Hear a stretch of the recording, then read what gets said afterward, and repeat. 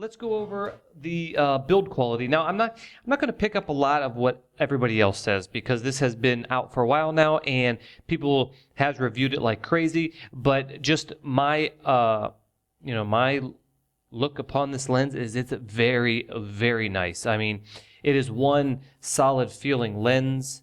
Rubber gasket, so you got that weather resistant. So if you're using it on XT3 or XH1, like I've got right here, and by the way, I'm filming on the XT3. This lens will, help the weather sealing and all that. But yeah, it's a really good lens. Out of all the Fujifilm lens that I had now, man, what was it, like maybe almost 20 now? Quite a bit. This one's probably one of the better lens caps because all the other ones, man, they just don't go on straight and all this. And like if you just put it off like a little bit, you can find it really easy like that. The other ones they go on crooked and they feel cheap. So the lens hood on this one, I wish they would make all of them like this. It feels pretty good. So yeah, is it heavy? Yeah, it's heavy in the sense of, these smaller Fujifilm lenses, but in reality, as far as maybe full frame, and I know this isn't full frame, but you're getting a lot of glass, and if you're going to get really good optics, they have to be big and heavy. That's just about it. So we're going to go through a few tests and just show you how I think this is, and let's just go to the first one. Here's chromatic aberration. If we just zoom in, I just shot up in the sky, and as you can see, basically there is none. That's how good this lens is. I mean, I just looked all over this place, and it was getting cloudy. I was hoping it was a little brighter, but nonetheless, there is none in here. I try to shoot at the brightest part of the sky, and other reviewers, they find the same thing when they do their tests. They just don't see any, and here's just another. That was at 55 millimeters, and this is at 24 millimeters, and there is just no chromatic aberration. Again, this isn't the brightest sky here, and I wanted to do these tests really quick, but I already saw reviews and they were just fine. This is what the bokeh balls look like. I think this was shot at let's see, at 55 millimeters at f2.8, and I only did just one because if you're going to shoot portraits or you want bokeh, of course you're going to zoom in and shoot it wide open, and that is really good looking bokeh balls there. They're almost perfectly circle. There's a little bit of onion ringing or whatever they call that in there. Just a little bit though, as you can see there. Nothing that completely bothers me. I'm not one of these people who are real picky about bokeh, but I do like when they're round. And don't let these fool you. These are just two bokeh balls on top of each other, make it look like a cat eye or football shape. But they are round, and that is some beautiful bokeh that this lens puts out. At 16 millimeter at f2.8, I was curious, is it worth keeping the 16 millimeter f1.4 prime lens? Now, if you're a low light shooter, natural light, more light's always better. For me, I don't find myself too much into low light, nothing that an f2.8 can't do, and shooting models with the IBIS and the XH1, I can slow the shutter down, tell the model not to move, so I can get pretty good low light performance from this. If not, I use a flash. But besides that low light, how is that Fujifilm 16mm f1.4 compared to this, and what do I think? Well, first of all, one thing we know about that is you can get really a close focus, which was really cool. So if you have an object, you can get really close and fill the frame up with the 16 millimeter f1.4 prime lens. Well, so I wanted to see, am I losing out using this? And so I took a shot right here. Let's switch for you guys. This right here is as close as I can get to a quarter with the 16 to 55 millimeter. I actually have this at 16 millimeters, so that's as close as you can get on that. Now, if I show you the 16 millimeter prime lens, that's how close I can get. Now, there's a shadow in there because I'm not trying to be all like super quality photo here, but that's as close as I can get with the prime. So you can see if you're shooting small objects, then the prime is better. But you're not going to use that wide lens to do like jewelry photography and stuff like that. I mean, in a pinch, if you're doing a wedding and you only have that prime lens, well, you can get a decent shot, I guess, but it's not ideal if you're just doing, close-up shots like this all the time because 16 millimeters is quite wide and it gets a pretty weird perspective on your product or whatever you're shooting. So, if you put like a diamond ring here, that diamond's going to look bigger than it really is. So not something I would use, but that's that. But when it comes to like, let me show you this one. When it comes to like product photography, now this is the Viltrox lens. So if you have that lens, you kind of get an idea of how large this is. That is about the size of a coffee cup, I would say. So if you have the 16 to 55 millimeter lens and you are out on town with the wife or whatever, at 16 millimeters, that's how close you can get to this, to a coffee cup size image or whatever. And if we come over to this, make sure I got this right. This is the 16 millimeter prime lens, and you can see you can get much closer. So there's the prime, and there's the 16 to 55. So there is quite a large difference. But the cool thing about the 16 to 55 millimeter is you can zoom into 55 millimeters and get, and get this close. So that is pretty cool. Now, let's just make sure I'm right. Yeah, so at 55 millimeters, that's as close as you can get. So you could fill up. I mean, if you're doing product photography, this lens could work really, really good because you can fill up a coffee cup in here. And if you're filming a beer bottle or wine or anything of a coffee cup size, this is now the Fujifilm 90 millimeter, which is almost the same size as that Viltrox. And you could just see that you could do beautiful product photography with this lens by just zooming into 55 millimeters, and you can get that close. And look at the perspective difference. Now, I do have a lot of blur going on here.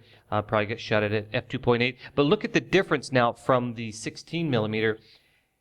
This doesn't look too good. If you're doing a product photography, you don't want it to be bulging like this. So in my opinion, the close focus distance for the 16 millimeter isn't really helpful for me because I would rather have the product look like it's supposed to, like in this image, whereas the other one's more bulging. You can get cool shots like this if you're at a coffee shop with the 16 because then you can stop down and get more in focus if you want. And so if you're shooting this at a coffee shop, you can see the people in the background working or standing in line or something like that, or people talking. So you can kind of get cool, but nonetheless, I would choose the 16 to 55 millimeter zoomed in for any product shot or anything that's the size of a mug. If it's anything smaller like a quarter or a ring or something like that, I wouldn't be using that 16 millimeter prime. I would go into macro or get extension tubes for this lens right here. It's sharp. So there you go on the close focus. Let's go to the next test. Okay, so now this next test is kind of strange. It's an ISO test. It's like an ISO test. That's just because I was trying to find out, do I need to keep that 16 millimeter prime lens at f1.4 if I have 16 millimeters here? And that's why I did some of these tests. And so that is, that prime lens is an f1.4. This is an f2.8. So you might think, well, having that f1.4 would be good in low light. Well, so I just wanted to shoot my sloppy desk here to see what that would give me. And if we look at it, we can see that this is the 16 millimeter wide open at f1.4. So we're wide open trying to get as much light as we can. And we're shooting at 100th of a second. And that would be good. I mean, I shot his weddings as low as 60th of a second in slow moving people shots type of thing. Like during the, when they're giving their vows together and all that stuff. 60th of a second could work. 100 you feel a little safer with. So let's say that would be the setup for a low light type of shot. And this was pretty low light. I had to increase the ISO to 400. So even though we're wide open at f1.4 and a pretty slow shutter speed at 100th of a second, for moving people, we're still at ISO 400. So what does that mean when we 16 millimeter? And I put it at 2.8 like this lens, like the zoom lens would be, and still at 100th of a second. So if you're kind of shooting slow-paced people, but you want to try to minimize the motion blur. Now what we'd have to do by just increasing the ISO, we had to go to 1600. So, at f1.4 with the same settings, we were shooting at 400 ISO, but just by increasing this to f2.8, we had to increase the ISO to 1600 if we wanted to keep a safe shutter speed for, fairly slowish moving people. So the next shot This one here is at 16 millimeters. This is still the prime. I didn't have this lens with me when I did this shot. I had it in my bag and I didn't want to go get it. And I said, let's just switch the aperture. It's going to be the same thing as far as ISO increases and all that stuff. But anyways, at 2.8, as if you had the zoom lens on at 16 millimeters, whatever. If you wanted to increase that ISO and get the same performance from that prime lens and decrease the ISO back down to 400, well, at f2.8, you would have to slow your shutter all the way down to 25th of a second, which is way too slow for moving people. People are going to be blurry if they're moving around. Now, if you're shooting a model, of course, just tell them to stand still. But if you're in a low light situation, natural light, and you have the zoom lens at f2.8, and you wanted to try to get as much same ISO or clean images as that prime lens, you would have to go way down to 25th. So it wouldn't quite work out the same. So the prime would be good for the situation. If we go to the next shot here, file info. So I just wanted to see, like at f2.8, is if I had the zoom lens on, how slow of a shutter would I need to go to have a base clean ISO of 200, and I had to go all the way down to 13th of a second. So 13th of a second is really slow. We're talking that's like, motion blur city. So weird test, I know, but I just want to see at f2.8 at a base ISO of 200, what would my shutter speed be? All the way down to 13th of a second, which is really, really slow.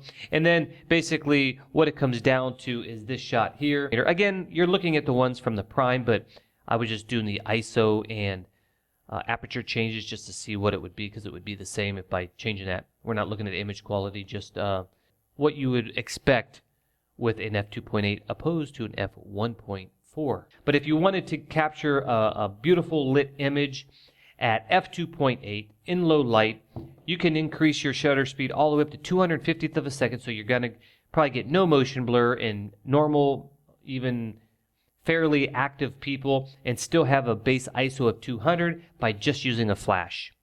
So, what's the bottom line of this test? It's kind of weird, but I just wanted to know if I'm going to give up my f1.4 16mm prime and just keep this, what can I expect as far as, losing that f1.4 as far as light gathering capabilities?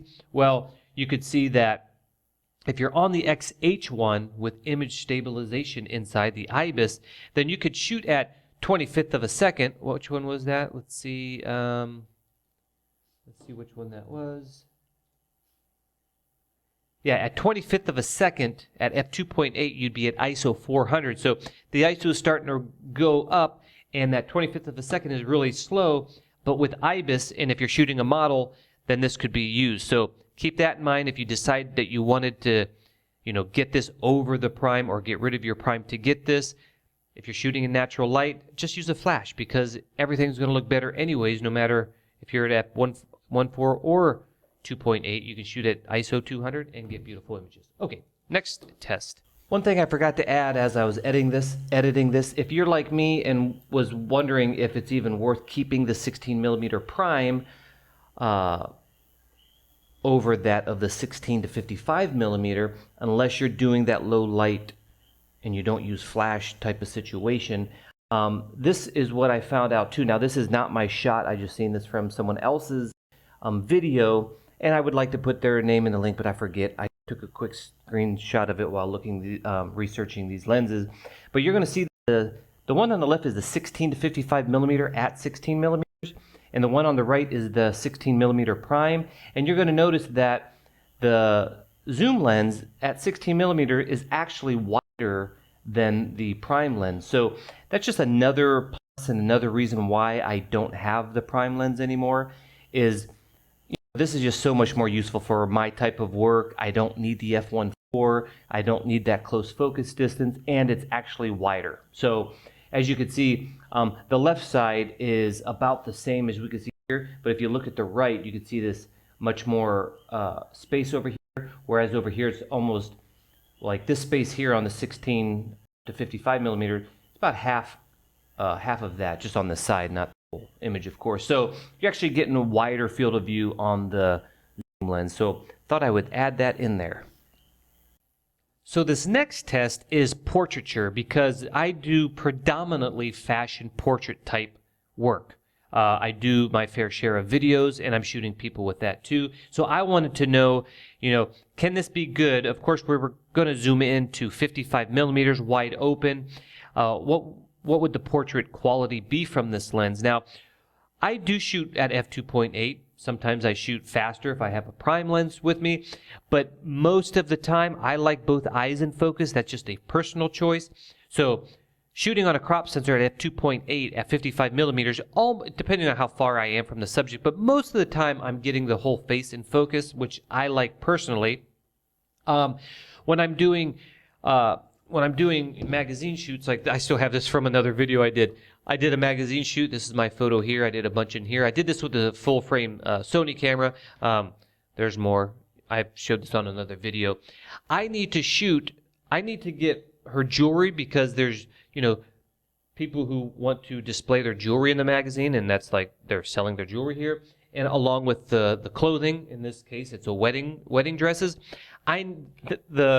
They really want me to get all that in focus because if I was just focusing on her eye and all their detail and their rings and everything's blurry that we're trying to sell in the magazine, they'll be really upset with me. So most of the time I'm shooting those at f5.6, full frame equivalent, all the way to an f8. So on here, if I'm going to go right into that, I'll probably just put this at an f4 and shoot the whole shoot like that because what is that, an f6 or something like that on full frame equivalent. So I would just put this at f4 and I would shoot everything and everything will be in focus. And because it's f2.8 and you're stopping down, it gets a teeny bit sharper. Okay, so what we're going to show you now is portraits. And I just shot a couple portraits with this while I was on a trip to Dominican Republic. And this is my wife. She models for me a lot. We do stuff for personal stuff too, along with other advertisements and stuff like this. But this was just all personal shoots here. And this was at, let's see what the actual thing is here.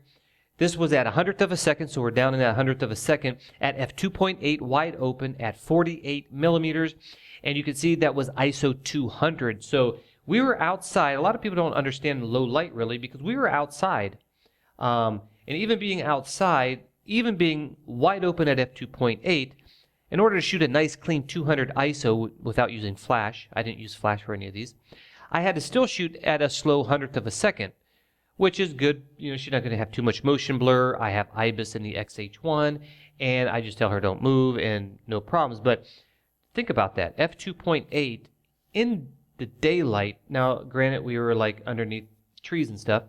We're still shooting at 100th of a second, so it's kind of slow. But anyways, in my opinion, this background is blurry enough for me. I know some people don't like that. If you really have to have blurry backgrounds, then get f1.4, f1.2 lenses. So here's just another shot. We're actually up here really high, and I wanted to really try to get this scenery in. We couldn't get any closer here. And now this is at 47 millimeters.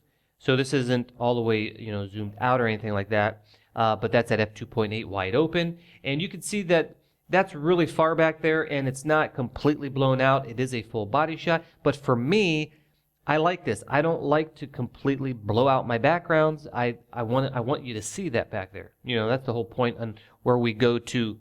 When we go to locations, we always color coordinate her and with the surroundings, or we go to beautiful places and we want to see those things. I don't want to just blow it out into smithereens. And you can see here, we're at ISO 100. Now, I don't know why I had my XH1 on that because that's not a base ISO. Must have screwed something up there, but anyways, oops. Got a few more here. So this one here, now this is one thing really nice about having the zoom lens. I can just, zoom right out to 28 millimeters. This is at f5.6 because I didn't need to blur anything here. So f5.6, I focused on her face.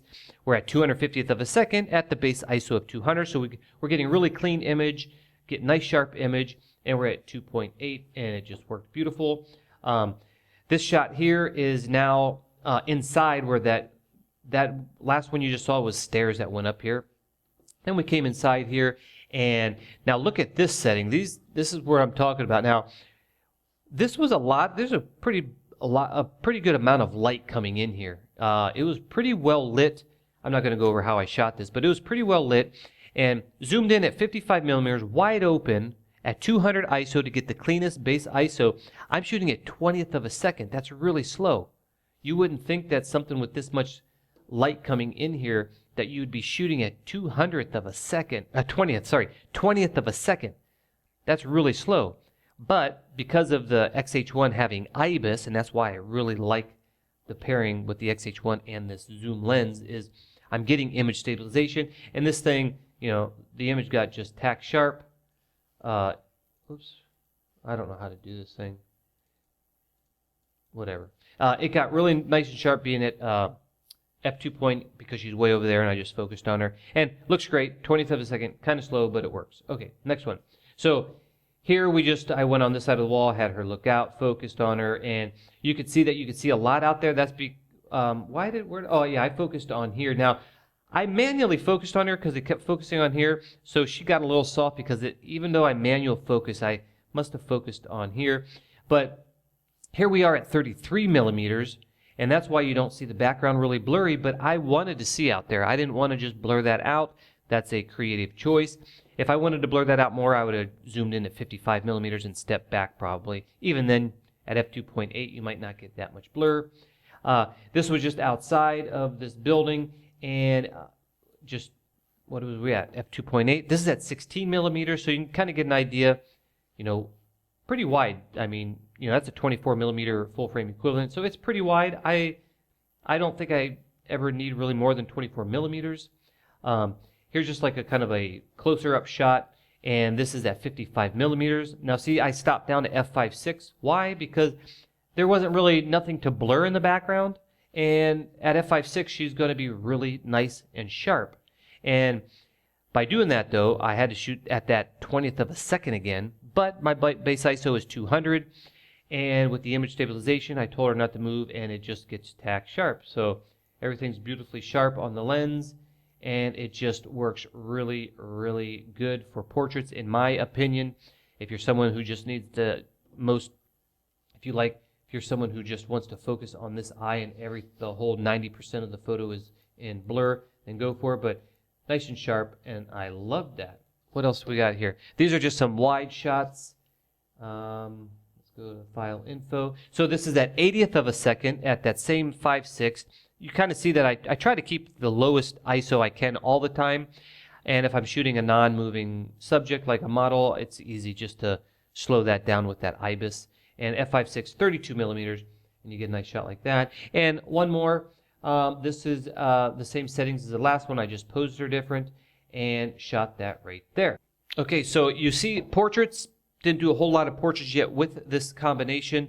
Because I used other lenses too, but with this specific one, and it worked perfect for me. I mean, just like when I had my Sony a7 III, I had the Tamron 28 to 75, and I used that for all of these, actually. 28 to 75 is all I had on this photo shoot, and it worked out beautiful. So this is giving you more. You're getting 24 millimeters and 84 millimeters zoomed out. So that's only 1 millimeter under that, you know, famous 85 millimeter focal length. So good. Let's go to the next test. This next test is going to be a sharpness test. Now this can take kind of a while because I just randomly, let's see what lenses I used. Or tested against. We're going to test all these lenses against the 16 to 55 millimeter f2.8, the one I'm reviewing, and we're going to test it at 16 millimeters at wide open 2.8 and at f5.6. Then we're going to test it at 35 millimeters at f2.8 and f5.6, and then zoomed all the way into 55 millimeters, wide open at f2.8 and f5.6. I'm doing that so we can just see at how soft it is wide open and how much sharper it can get at 55. And we're going to compare that with the 16 millimeter f1.4 prime lens and what else did I do? The 18 to 55. That's this, because I know a lot of people are going to want to know how good this is compared to that. And then we're also going to compare it with I'm using it to film myself. 35 millimeter f1.4, and then the 56 millimeter f1.2, and the Viltrox 85 millimeter. And these are just random lenses. I just wanted to see at a ballpark on where this 16 to 55 goes. So let's look over on my little thing here. Now what we're looking at here is this top one is going to be the prime lens. So this is the 16 millimeter at f1.4 wide open. We're just going to see what it looks like compared to the 16 to 55 millimeter wide open at f2.8. This is just for shits and giggles. So let's see what it looks like in the corner. So if we move this over, and you can see that this prime lens right here is actually sharper at f1.4 than it is with the zoom lens at 16 millimeter at f2.8. So you can see that the prime lens is sharper in the corners, which is pretty cool. Kind of soft on there, but it's wide open, which is amazing. You can see that 4.3 here is a little sharper. So yeah, it's now if we look down here, this the zoom is looking a little sharper now than over here, and we can see chromatic aberration now, which I didn't see. It pops up very rarely, but this is the zoom, and you can see that this is actually kind of sharper now in that area. If we look down here, if we look at the DE and the DE, the prime lens looks sharper. This looks just sharper. You know, the prime is a little sharper, which is pretty cool, and it should be, especially at the price that it is. So yeah, pretty soft here. If we look in the center, now if we want to look in the center, let's cut this in half. Let's look at the center here. So let's just go down to that, and then we can move this over. So if we look at the center, this one here is the prime over here, and this one is the zoom, and you can see that the wide open at f1.4 it's getting close. I mean, the center actually looks pretty darn close, which is amazing. Now we're seeing a lot of chromatic aberration here in the center on the prime lens, where the zoom looks the zoom looks sharper now here in the center, which is absolutely amazing to me. No chromatic aberration, or no chromatic aberration on the zoom. A lot's over here and on the prime, and it's actually sharper over here. Even if we look at this B&H, the zoom lens, guys, this is the zoom lens is sharper than the prime. Now I know f2.8, f1.4, and we're gonna stop this down and check, but if you're just going to shoot either lens wide open, the zoom lens is going to be sharper. It's the same in the corners here. I don't even know if I want to waste my time. I think. Now the zoom looks sharper actually in that corner, and now the prime looks a little sharper. So it's kind of over the board, but in the center the zoom is sharper. So that's all good. Let's go to the 16 millimeter at f2.8. So then we're on a more of an even playing ground here. So if we look at the corner here, we already seen the zoom at 2.8. If we look at the prime, it is sharper, even at both at f2.8. Sharper if we get into the 4. Yeah, the prime is much sharper than that. If we come over here, same with this corner pretty much. A little closer, but the prime is still sharper when these are both at f2.8. Now let's look at the center of this thing. This is the zoom and this is the prime. It still looks like the zoom is sharper. I mean, that's pretty incredible. Or if it's not sharper, it's really close, which is, I'm looking at the 8 here. This looks a little blurrier now here. But man, it's really close, which is just astounding to have a zoom as sharp as like when you're pixel peeping this ridiculously stupid, it doesn't even matter at this point. But I would say the zoom is sharper in the center portion than the freaking prime lens. And if it's not, it's just so close, like I can't even tell. The corners are definitely for the prime, but that zoom, I'm telling you, looks pretty darn good. Let's go to f5.6 now. So now over here is the zoom lens at 16 millimeters still at f5.6, and here's the 16 millimeter prime at f5.6. And if we go in here, if we go to 100%, here's 100%. We could see that the prime lens is always beating it in the corners quite clearly, as we could see. If we come on this side, prime beating it again over there. If the corner sharpness is a must-have, then the prime lens is going to be better than this zoom, even at the same apertures. If we cut this in half, and we come in here and look, this is the astounding thing: is the zoom lens in the center, like in a big center. I'm not talking about just this little center. I mean, a big circle center of the zoom is just as sharp as this prime, no matter where you put this. I mean, it's quite amazing. You can't even tell the difference, and that's pretty shocking when you're thinking about a prime versus a zoom. This is 100%, and they look almost identical. Sometimes the zoom actually looks sharper, so that is incredible right there.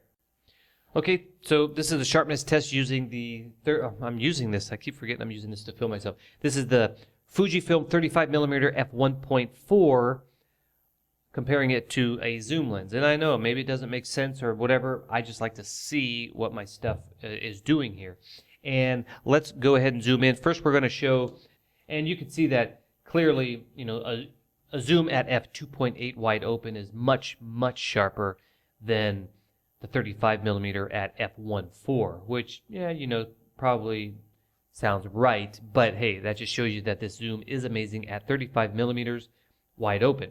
And I'm sure the same goes for over here. Oh yeah, well, I mean, look at that. That's just like Blur City on the prime and super sharp, tack sharp on that zoom. So pretty much, let's check the center. Yeah, the zoom is still sharper, there's just no question about that. Quite a bit sharper. This is pretty, look how blurry this is down here, and this is super sharp. Again, f1.4. So it's good enough for the f1.4. Let's move on to the equivalent of f2.8. In the corners, this is just the incredible, because that zoom lens wide open at f2.8 is sharper than a prime lens at f2.8. I mean, look at that. Look at that 3.2, 3.2, much sharper on the zoom. Just incredible. If we just come down here, it's usually the same story. Looks a little more similar down here. 3.2, 3.2. Yeah, the zoom is sharper. Let's go look at this corner. Yeah, the zoom is just way sharper. Way sharper, which is just incredible, because you figure you got a zoom, and you're gonna think that a prime, you're gonna think a prime is sharper, and it's just not, which is really pretty crazy. So if we cut this in half at 100%, center sharpness is pretty darn good now on this prime. You can see there they look pretty similar here, which again, we're talking, the zoom might even look a little sharper, especially with these blocks here.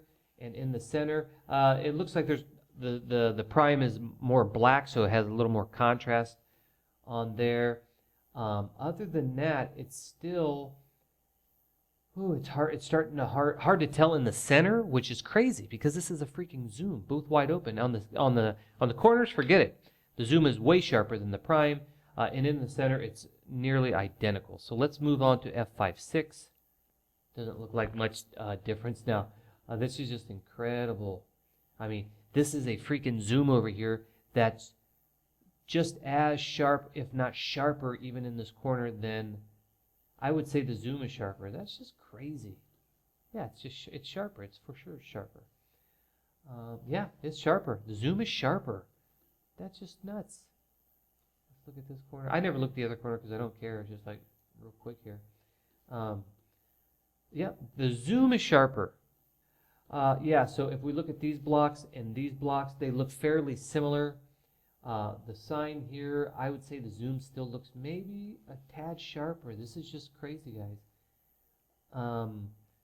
Maybe, maybe not. I would say dead center, it always almost looks the same, but sometimes the zoom actually is the same or beats it. In the corners, hands down, the zoom gets it. So down here, it looks almost identical, but I would say, and you would never know this in real world situations, but the zoom is sharper. I mean, that's just stupid. Okay, next. Now we're going to go with the next lens, so give me a break.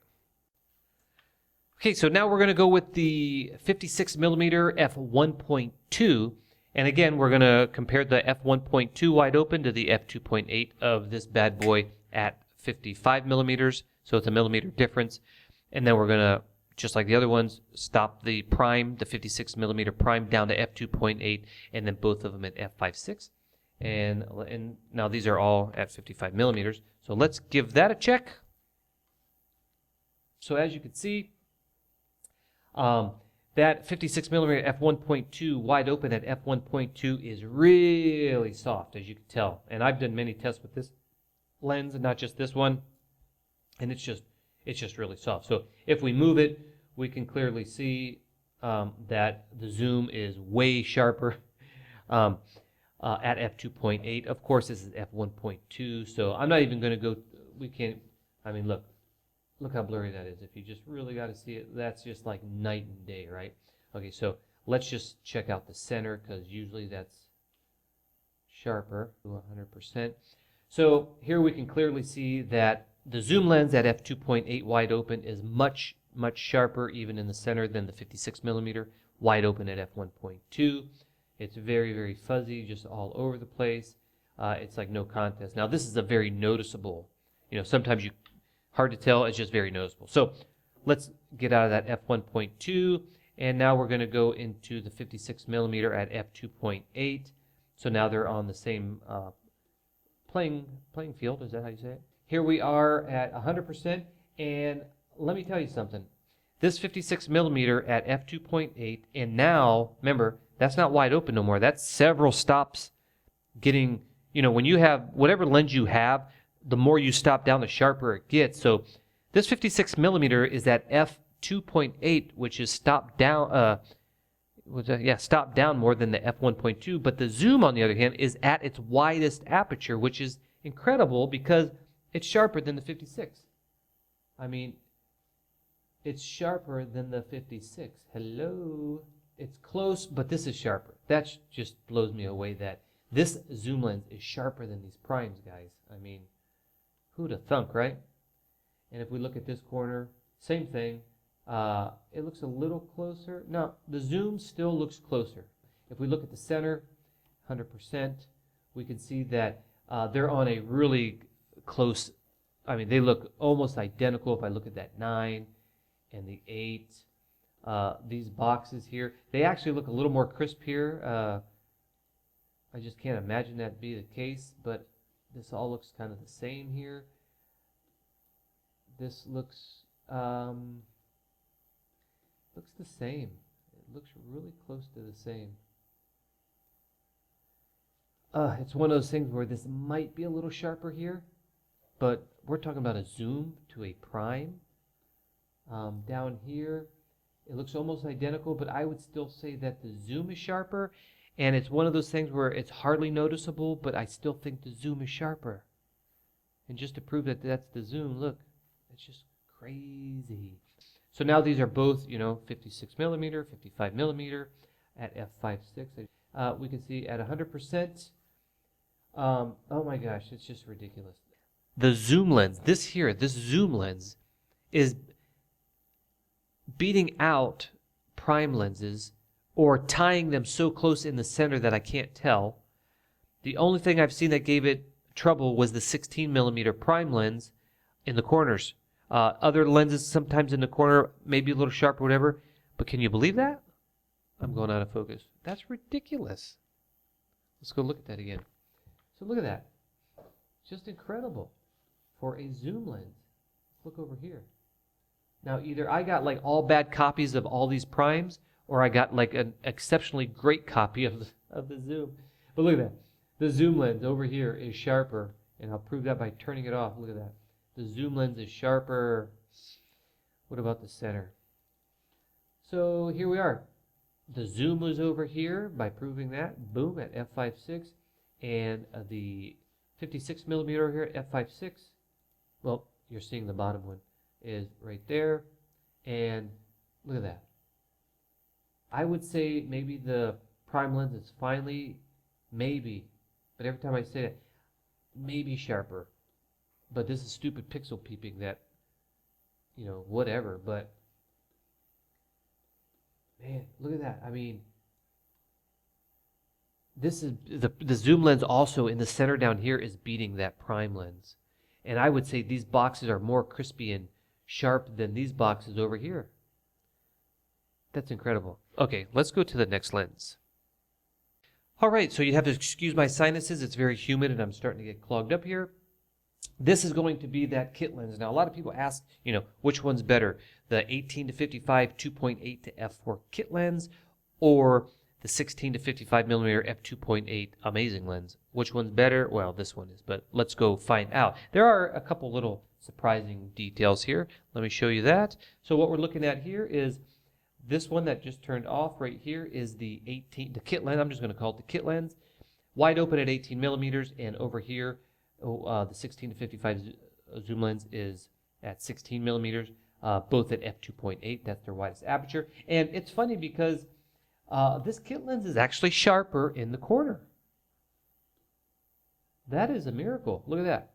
That's the 18 millimeter. Of course, it's not 16 millimeter, but it is sharper. That is really, really cool. Now I'm curious. We have to go down here and look. Down here, it looks like the 16 to 55 is probably sharper. So it got, you know, the kit lens got lucky up there in that corner. Let's check this out. I would say it's actually sharper. The kit lens is sharper in the top corners. That's pretty amazing. Down here, it is a little sharper. Yeah, that's pretty crazy. The kit lens is sharper than that one on the corners, at least the top, all the corners but that one, but who cares? So if we look at the center, now, you know, the 16 to 55 just killed the kit lens. Look at that. It's like, that's like really, really soft over here, like really almost blurry soft. These, yeah, it just killed it right there. The corners, though, it was sharper, but who cares about that, right?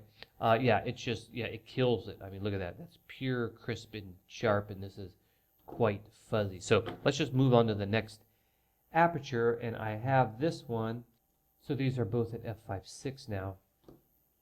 And we can see that, same thing, this corner is pretty good on that kit lens, because it actually looks sharper than that. And that's kind of a common thing to get different sharpening around the lens. On this side, though, the kit lens, it's similar, but I would say the kit lens still beats it in the corners, even at f5.6 at 18 millimeters opposed to this one. That's pretty cool.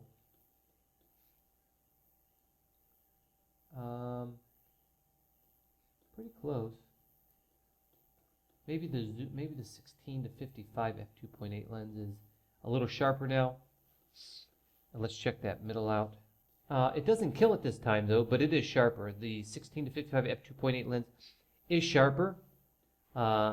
Noticeably sharper, doing stupid pixel peeping like this. Even more noticeable down here. It's quite a bit blurrier down here, softer, but not too bad. Not too bad, but the zoom, it doesn't beat that 16 to 55. So let's go to the next one, which would be, okay, here we have the kit lens. Now both of these lenses are zoomed into or out to 35 millimeters. This is the f2.8 lens over here, wide open at f2.8, and because the kit lens starts to close down, it actually closed down to a 3.6 at the 35 millimeter mark. So if we zoom this at 100%, just like always, the kit lens is always sharper than this one in this upper left corner. Now your lens might be off a little bit, and it might, who knows, your one of your other corners might be better or worse, but the kit lens is beating the corner over there all the time. And same with down here. Again, this is wide open at f2.8, and this is 3.5 at 35 millimeters. But the kit lens, both corners beat the more expensive lens. If we go in this corner, it's a different story all the time. The f2.8 is sharper in this corner. That's just the way it's been going. These look really close as I move down here. It's really close, but maybe the if I had to guess and I just have to choose one, I would say the kit lens. So let's go to, so the center is always, the f2.8 zoom lens, the more expensive one, is always beating this in the center. I mean, like always is sharp. But it's not, you know, it's soft, but it's not that bad, right? Of course, your bokeh is not going to be the same because we're at f2.8 and 3.6, but it's not terrible. Some of those primes were actually worse for some weird reason, but not bad. But it's softer. The f2.8 lens is beating it. Let's move on quick. So now we are at 35 millimeters, but at f5.6 on both lenses, and it looks like the f2.8 is finally beating it in this corner. And if we go all the way down, same with down here. I won't even go to the other corner. Let's just check the center here. The more expensive one is sharper, not by a whole lot, but it is sharper. This looks like a lot sharper here, and the more we go to the center, it's much sharper. Maybe not much sharper, but it is sharper than this one over the kit lens. Down here looks a lot sharper. So there are parts that just look a lot sharper than the kit, but you know, like this looks really fuzzy here, but these don't. It's pretty sharp here. This f2.8 one is really sharp. Okay, so here we are. The kit lens is over here. Now the kit lens at 55 millimeters is an f4, so it's wide open, and I just wanted to compare it with the 16 to 55 at f2.8 wide open, and it's pretty cool to know. Well, I don't know, it depends on which lens you like. I do like that f2.8 lens, but right here, both zoomed all the way out where I usually shoot portraits, and this is why this is important to me, is in the corner, the f2.8 is just quite a bit sharper. Maybe not, I wouldn't say quite a bit. It is sharper, maybe quite a bit, but not as bad as some of those primes, but it is sharper. Let's just go down here because this is curiosity since I shoot portraits. Looks a little more tied down here, a little more even. This 16:9 over here looks just a little sharper than the kit lens. Yeah, this is much sharper. This is the f2.8 lens. Yeah, it's sharper. All of these things, not terribly different. This one actually looks a little better, maybe. The kit lens maybe looks a little better right there. And here, that one looks sharper on the f2.8. Let's check out the center, which is really important if you'd like to do portraits. Here, it's quite soft at f4. Over here is just like tack, razor sharp. I mean, this is just as sharp as those primes in the center. This looks a little fuzzy to me. This looks super tack sharp. Same with these two sides. This looks a little hazy where this one doesn't. This looks really soft here on the kit lens, and this is the reason why I don't like the kit lens, because if I'm going to shoot a portrait, for one, I'm at f4, which is okay, like I said, in certain circumstances, but if you want low light or you want to have a little more background blur, you just can't achieve it here, and it's soft in the center. I'm more important about, I care more about that than anything. Now here it looks really soft on this at f4, and down here, this is the f2.8 is just absolutely razor sharp. Okay, so let's move on to the f5.6 version of all this. And both at f5.6, 100%. So as we look here, the f2.8 is sharper. Not by a whole lot though, so that's good. Down here,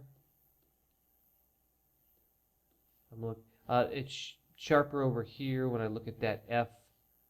This is pretty soft on the kit over here. It's a little soft, but over here it's much softer. And what about down here? 2 and 2. This is more contrast, sharper. This has a little haze to it. And over here, pretty close, but this still looks a little sharper. That looks a little sharper. Not by a whole lot though. Maybe, you know, it's noticeable at this stupid pixel peeping level. These look a little less hazy, I guess I would say. Same with that. Overall, this looks a little hazy where this one does not. A little soft looking. It's pretty, it's close, but the you know, the more expensive lens is sharper. If I look at the 8, it's quite a bit sharper, but if you're not pixel peeping at 100%, you probably won't know at this point. These just look a little more soft, a little blurry, but not a whole bunch. I would say that the kit lens at f5.6, both lenses at f5.6 at 55mm, they both look pretty darn good. Just when I look overall, but this is ridiculous, you would never notice. So that's kind of cool, that if you do have the kit lens and you want to shoot a portrait at f5.6 like I told you I do for some of the fashion, that I could literally get away with this kit lens. So here we are at 100%, and that's, that excites me just because I use that kit lens as the backup lens, so I know if I zoom in for a portrait at f5.6 at 55 that both of these look pretty similar. Look at that. Pretty cool, pretty cool. Okay, next lens. Okay, this next lens doesn't make any sense, you know, comparing it to this, but I just wanted to see. I did a really good review like this between the Viltrox 85mm f1.8 versus the Fujifilm 90mm f2. Go check that out. The Viltrox is actually a pretty good lens for the money. If you can afford the Fuji 90mm, it does beat it in every category, but it's a good lens. You could get that and make beautiful photos. So I'm just comparing it with this as if you didn't want to get the 90 and you wanted this to be your everything lens. What's the sharpness like using it at 55mm or 84mm full frame equivalent? How would this compare if you know, of course that's 85. That's 100 and whatever that is. So it's not quite a good comparison, but I just wanted to see the sharpness. That is this going to be sharp enough? Is that sharp? Whatever. So let's just go check it out, even though it doesn't make no sense. And what we're looking at here is the Viltrox is on the left, like all the other lenses, and that is at f1.4. Did I say 1.8 or 1.4? It's f1.8, not f1.4. So you can see the Viltrox is really blurry on the corners. Yeah, just like really blurry. I'm not even going to look at the center because really the Viltrox is blurry through the whole thing. Yeah, this looks almost like I need glasses because it looks so blurry. Whereas this one here at f2.8 zoomed all the way in. You know, what would I use if I had both of these lenses and I wanted a sharp image and I wanted to take a portrait shot? I would just use this zoom lens because I'm going to get a much sharper images on the model's eyes and all that stuff. So yeah, let's move on quickly to the next one, which would be, this is the Viltrox at f2.8. So now we're just like both wide open. The zoom lens still beats it in sharpness, like by a lot. You can just see it's by a whole lot. So let's just go look at the center. So again, the Viltrox over here is at f2.8. Okay, so the Viltrox is quite a lot softer, if that's even a word, and the zoom is like tack sharp at f2.8, both at f2.8. So if I had both lenses and I wanted to take a portrait at f2.8 and I wanted the sharpest image, well, I would definitely use the zoom. This is why I do not have the Viltrox anymore. Zoom in 100%. So here you can see even at f5.6, the Viltrox, I'm going to double check this just because I did this a while ago. Yep, f5.6. So here we are. So this is 85 millimeter at f5.6, and this is the 16 to 55 at 55 at f5.6. You can see it's just a lot sharper. I don't even have to really test much on this, but if we just look at the center, and it's not as bad. So at f5.6, it's sharpened up quite a bit. The 16 to 55 is still sharper, but not by a whole bunch. It is noticeably sharper, but now here's where I would be like, they almost look identical actually. Not too bad for the Viltrox on this one. There's that S and that S. Pretty good. So if you have the Viltrox or you want it, shooting at f5.6 is going to give you the same results as this. So in my opinion, I would just get this because it doesn't beat it in any way except that low light at f1.8. But like we spoke about low light, I would just use a flash because the image is going to be much sharper with this one. And unless you have to increase the ISO, but even so, it'll probably still be sharper. And then you've got, 24 millimeter equivalent all the way up to 84 millimeter equivalent, and it's just everything sharper. Only when we zoom out at f5.6 do they look similar. So, yeah, let's go on to the next test. That's the sharpness test, guys. I don't know how much you got bored on that, but we're going to check the next test. So I had two more tests, and that is using this on the X-T3 on how it performed during light like this. I wouldn't consider this low light. I have everything well lit in stills mode, and then I did another one at night when I didn't have all these lights on and just the main light here, which is kind of gloomy and doomy. And then I did that low light test, and I'm not even going to show it because it's going to be a waste of time. It just worked great. I mean, whether I was at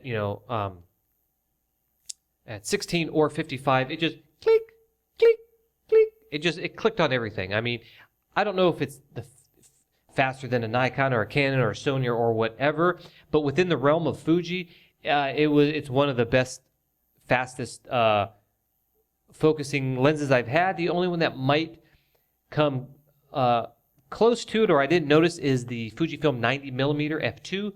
That's pretty quick, but I felt like this one might have just didn't miss focus as much, although neither one of them really did.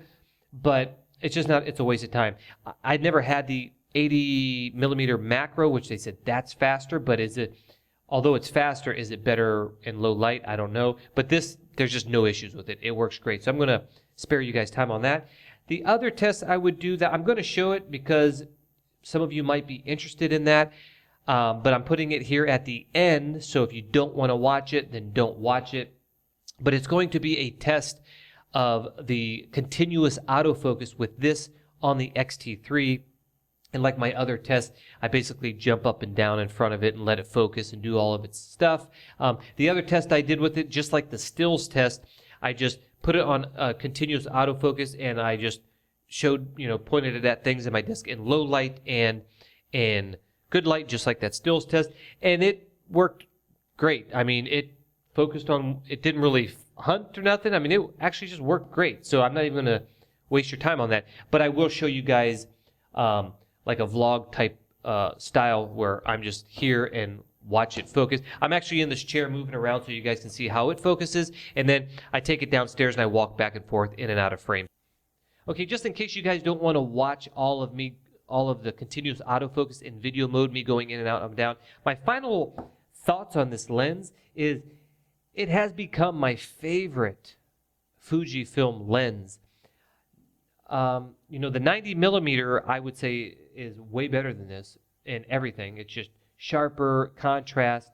I like the compression of that 135mm full frame equivalent. There's a lot that I like about the 90, but out of all the 19 or 20 lenses that I've had now, this is the one that I always take with me. This is the one I always have on the camera. Like I was doing some landscape photography just the other day, and I had the 55 to 200, I had the 16 to 55, and I had I don't have it here, it's somewhere else, the 12mm Rokinon f2, and I put them all on, but I said I took them all off and I just just added this on and just started shooting with this because, for one, it's sharper than those two.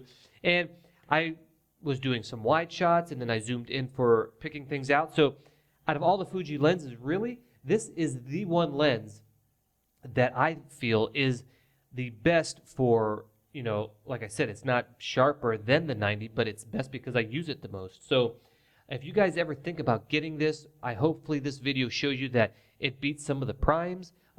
It's sharper than this almost everywhere except that left corner. It seemed to be a little soft.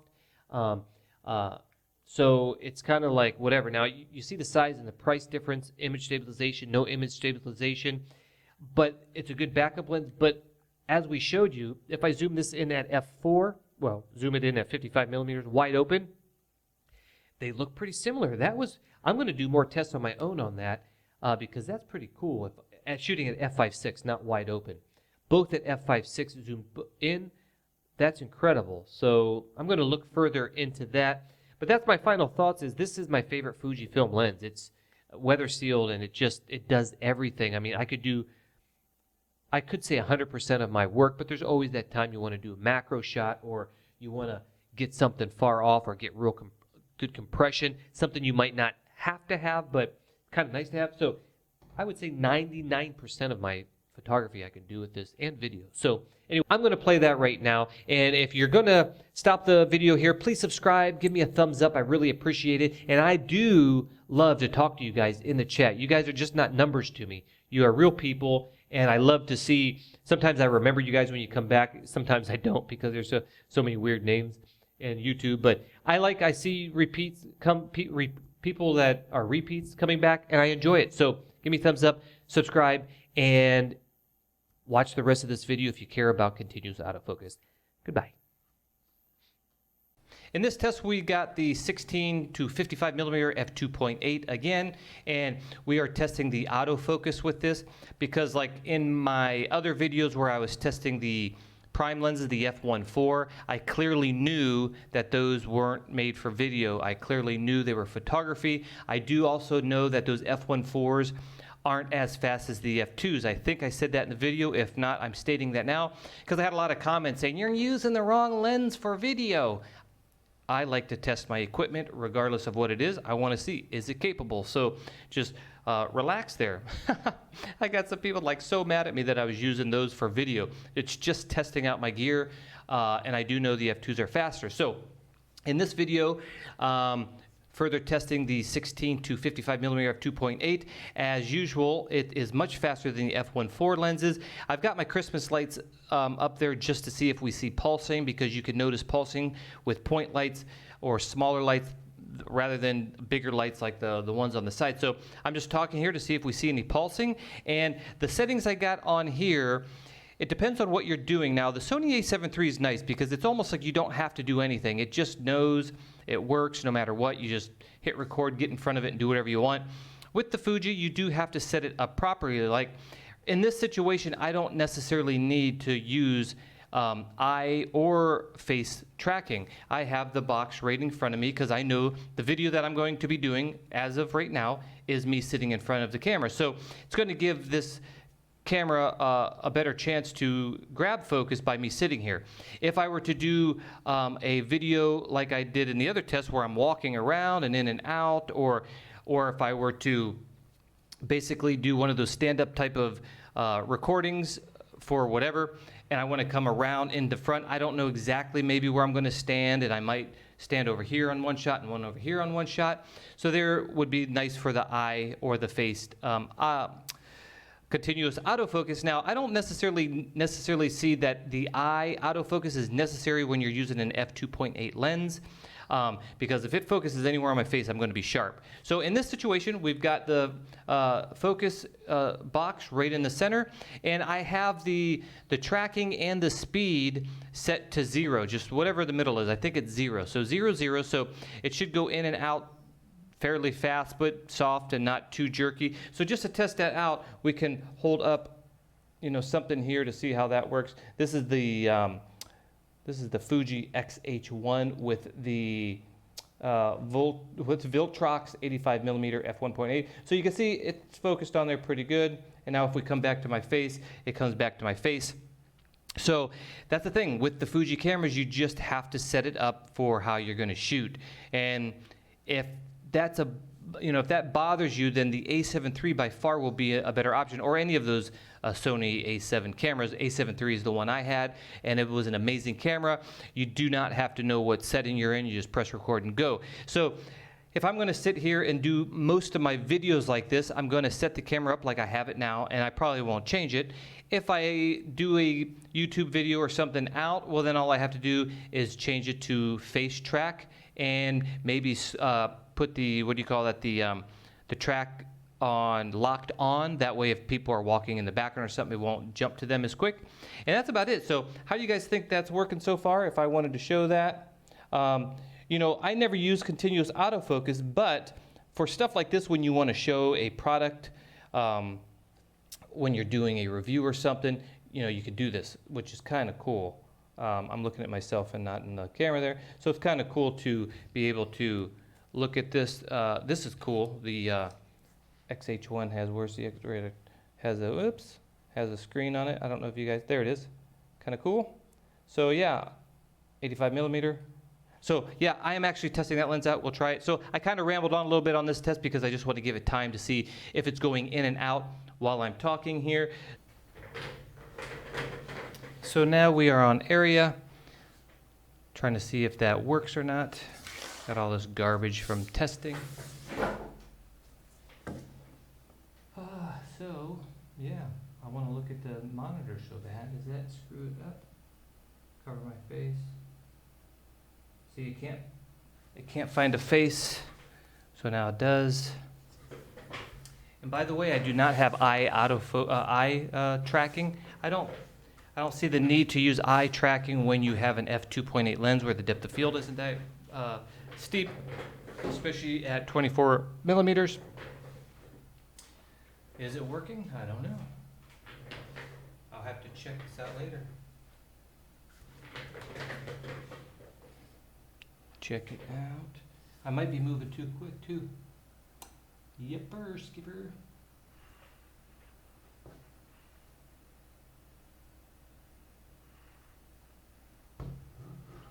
Who knows? I can't tell. So that is the same test as last time, but with multi on instead of area as far as the focus point is concerned. Over here. And I mean, if you're sitting here talking, is this adequate for you? Yeah. Now, with that said, I would never use continuous autofocus in a professional video. When I'm doing commercials or short films, I'm going to use, focus pullers, to pull the focus. So I don't use that, but for, stuff like this, is it pretty good? Let me take the camera off and then hold it like I was going to vlog. So let me do that real quick. I'm going to just do this uncut. Let's see, without killing anything here. Without pushing any buttons. Hey, there we go. Okay, so we're going to just try this here. If you were to vlog with this, now this is not perfectly set up because of course I have a big heavy monitor on top and everything, but just wanted to see if that's something we could do. And let's just see the autofocus while we're here. Da-da-da. Over here in the corner, blah, blah, blah, blah. See the crooked photos up there? Those have been there for a long time. Time to replace those bad boys. So if you're just vlogging like this and you're walking around with this Fuji X-T3 and the 16 to 55mm at f2.8, and right now I'm at 16mm at f2.8, and you can see if the, if that is good enough for you or not.